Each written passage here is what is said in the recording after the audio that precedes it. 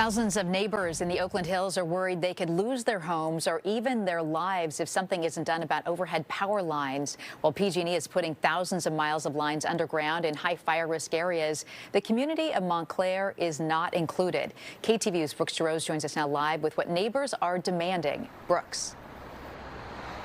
Well, Julie, they've been coming together, passing out flyers like this, urging their fellow neighbors to sign a petition to make PG&E underground those lines. They've already gotten 2,000 signatures. Now, it's no secret that this area here in Montclair is a high fire danger zone. As you can see from that sign right behind me there, it says high fire danger. Now, PG&E says it has already done a couple of hardening projects here, and there are other areas of greater risk that need those lines undergrounded, which means the lines here aren't going to be buried anytime soon. We're just worried that this is a fire trap.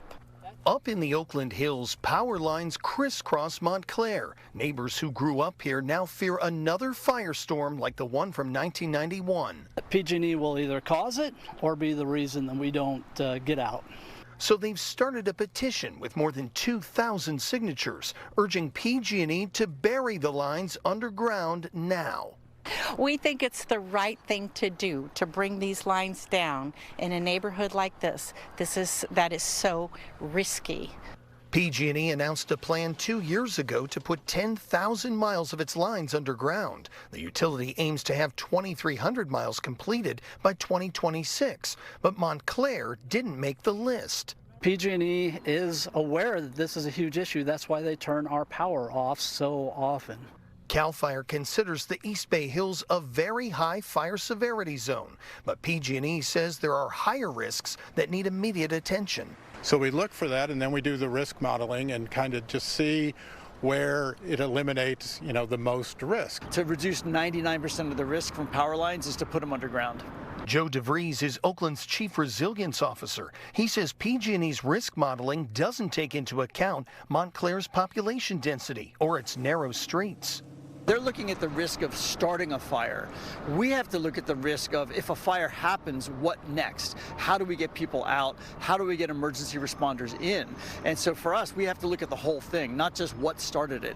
Right now, the main components in PG&E's risk model are potential fire fuel and weather. It keeps all of us up at night.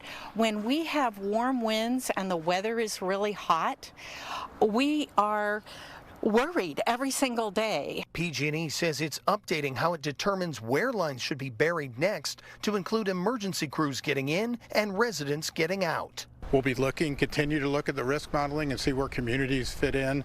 In Montclair, while system hardening and vegetation management has happened here, neighbors say burying the power lines is the only safe fix. Unless you're going to move this entire neighborhood, it just has to get done. Get over it, and let's get started.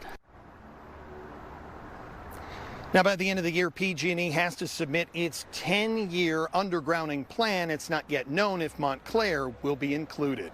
Live in the Oakland Hills, Brooks Jerose, KTVU, Fox 2 News. So just to confirm, there's a sign behind you that says that area is high fire risk, but PG&E says it's simply just not high enough on the list of other places to do those power lines there? So they have risk modeling that they use to determine what areas will get undergrounded and prioritize those things. Here in Montclair, they're saying that it just doesn't meet that threshold. There are other areas that need attention first. Those neighbors and the city strongly disagree. Yeah, you can see why the neighbors would be frustrated with that. Brooks, thank you.